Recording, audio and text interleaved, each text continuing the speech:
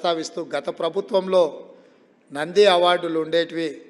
మీరు పునరుద్ధరిస్తే బాగుంటుంది అని చెప్పి సినీ ప్రముఖులందరూ నన్ను అడిగితే వాళ్ళకు ఒక మాట చెప్పిన,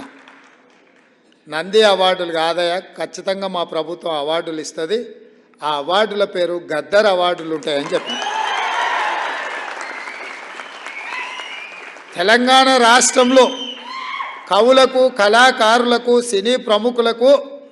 రాష్ట్ర ప్రభుత్వం తరఫున అధికారికంగా ఇచ్చే అవార్డులకు గద్దర్ అవార్డ్స్ అనే పేరు పెట్టి గద్దర్ అన్నను గౌరవించుకుందామని చెప్పి